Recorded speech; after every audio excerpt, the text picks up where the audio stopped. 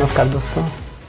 चलिए दोस्तों, आज चलते हैं अपने टॉपिक्स इकोनॉमिक्स पे। तो दोस्तों, अभी तक हमने डायरेक्ट टैक्स में क्या क्या पढ़ लिया है। हमने पढ़ा है स्टेट ड्यूटी टैक्स और उसके बाद गिफ्ट टैक्स को इन डिटेल समझा है।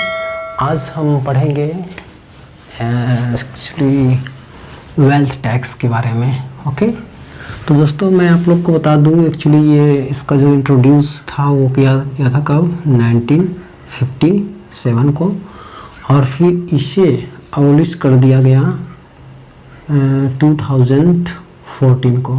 ठीक, 1957 को इसका इंट्रोड्यूस कर दिया गया था और इसे समाप्त कर दिया गया 2014 में। ठीक, किसके द्वारा? अरुण जेटली जी के द्वारा।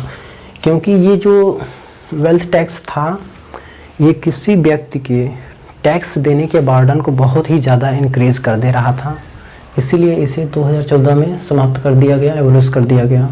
ओके, आइए दोस्तों हम समझते हैं कि इसी में ये सिक्योरिटी ट्रांजैक्शन क्या होता है। ओके, तो ये क्या होता है दोस्तों, अगर आप किसी रजिस्टर्ड स्टॉक एक्सचेंज में, ठीक, जैसे कि इसमें क्या आते हैं, आपका आता है NSB, ठीक, उसके बाद क्या आता है, सॉरी ये B नहीं है, E है, जैसे कि आपका आ जाता है NSE।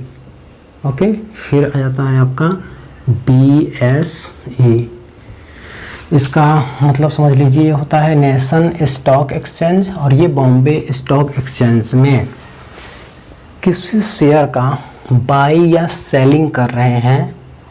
ठीक, मतलब कि रजिस्टर्ड स्टॉक एक्सचेंज जैसे कि नेशन स्टॉक एक्सचेंज और बॉम्बे स्टॉक एक्सचेंज में किसी शेयर का लेन देन कर रहे हैं, तो उस पे जो आप गवर्नमेंट को टैक्स देते हैं, यही कहलाता है क्या? Security transaction. ये क्या कहलाती है प्रोसेसिंग? Security transaction. ओके, तो ये जो टैक्स देते हैं आप, यही एक्चुअली क्या कहलाता है दोस्तों? Security transaction. ओके, अब जो हमारे टैक्सेस हम कैसे देते हैं, या एक होता है इनकम टैक्स होता है, एक होता है आपका कॉर्पोरेट टैक्स। ठीक, इसका मार्केट में इंट्रोड्यूस कब किया गया था? 1816 को। फिर 13 ईयर बाद इसे एबॉलिश कर दिया गया, इसे ख़त्म कर दिया गया था। तो क्या हो जाएगा दोस्तों? 1873।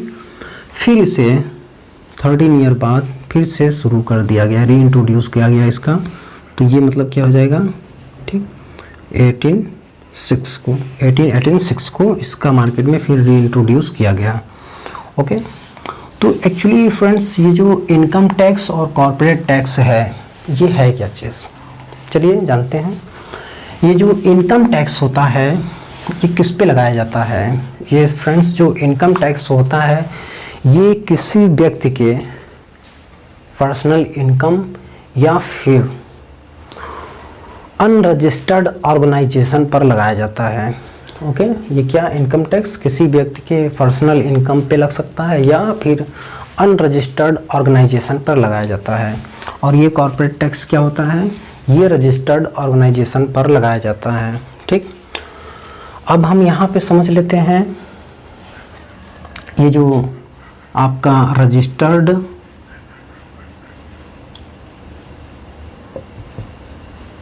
ऑर्गेनाइजेशन है और फिर ये जो आपका अनरजिस्टर्ड ऑर्गेनाइजेशन है, ये एक्चुअली है क्या चीज़। ठीक, तो फ्रेंड्स इसको हम समझने की कोशिश करते हैं। रजिस्टर्ड ऑर्गेनाइजेशन और अनरजिस्टर्ड ऑर्गेनाइजेशन ये है क्या। अब जैसे कि मान लीजिए आपने कोई ऑर्गेनाइजेशन बनाया। ठीक, आपने क्या बनाया? कोई भी ऑर्गेनाइजेशन आपने बनाया सपोज। ठीक, और आपने उसे गवर्नमेंट के किसी भी एक्ट में रजिस्टर्ड नहीं करवाया। ओके, आपने कोई ऑर्गेनाइजेशन बनाया और उसे गवर्नमेंट के किसी एक्ट में रजिस्टर्ड नहीं करवाया, तो हम उसे क्या कहेंगे? Unregistered organisation. फिर उसमें क्या होता है फ्रेंड्स कि जब आप किसी भी अपने ऑर्गेनाइजेशन को रजिस्टर्ड नहीं करवाते हैं तो वो आपका ऑर्गेनाइजेशन और आप दोनों क्या होते हैं, एक होते हैं, ठीक, इंडिविजुअल नहीं होंगे, दोनों क्या होंगे, एक होंगे। तो उस पे जो टैक्स लगेगा आपके पर्सनल इनकम पे ही लगेगा। बट आप जब अपने ऑर्गेनाइजेशन को गवर्नमेंट के किसी एक्ट में रजिस्टर्ड करवा लेते हैं तो आप और आपका ऑर्गेनाइजेशन दोनों इंडिविजुअल हो जाते हैं। इसका मतलब ये है कि आपको इस ऑर्गेनाइजेशन से जितना भी पर्सनल इनकम मिल रहा है आपको उस पर भी टैक्स देना होगा, और इस ऑर्गेनाइजेशन से आप जितना भी इनकम जनरेट कर रहे होंगे, ओके, उस पर भी आपको टैक्स देना होगा। एज वेल एज आप इस ऑर्गेनाइजेशन से अपने स्टाफ में जितने भी पैसे को डिस्ट्रीब्यूट कर रहे हैं उन स्टाफ को भी इंडिविजुअल इनकम टैक्स देना होगा। ओके, सो दोस्तों, अब ये जो आपका ऑर्गेनाइजेशन हमने यहाँ पे समझ लिया। ओके, अब ये जो दोस्तों इनकम टैक्स होता है, इस पे जो टैक्स दिया जाता है वो कैसे दिया जाता है, इस पे जो टैक्स दिया जाता है एक्चुअली वो एक्सीटेड अमाउंट पे दिया जाता है। एक्सीटेड अमाउंट का मतलब ये होता है जैसे कि 10%, फिर आपका हो गया 20%, फिर आपका हो गया 30%, ये इस तरह से इस पे टैक्स दिया जाता है। बट आपका ये जो कॉर्पोरेट टैक्स होता है, ठीक, इस पे जो इनकम टैक्स दिया जाता है ये फ्लैट रेट से ही दिया जाता है। किससे? ये फ्लैट रेट से दिया जाता है। जैसे इसमें मैं भी 25-30% चल रहा है, ठीक, फ्लैट रेट क्या चल रहा है, 25 से 30%। ओके, 25 से 30% यही चल रहा है फ्लैट रेट्स। ओके, सो दोस्तों, अब कभी कभी ये पूछ दिया जाता है एग्ज़ाम में कि जो आपके गवर्नमेंट के मेन सोर्स ऑफ इनकम है वो क्या है। तो आप देख रहे होंगे मेन सोर्स ऑफ इनकम क्या होगा, आपका कॉर्पोरेट टैक्स ही होगा। मेन सोर्स ऑफ इनकम क्या है, कॉर्पोरेट टैक्स है। ओके, सो दोस्तों, आई होप कि आपको ये वीडियो अच्छा लग रहा होगा, आपको चीज़ें इजीली समझ में आ रही होंगी। सो मेरे वीडियो को ज़्यादा से ज़्यादा शेयर करें।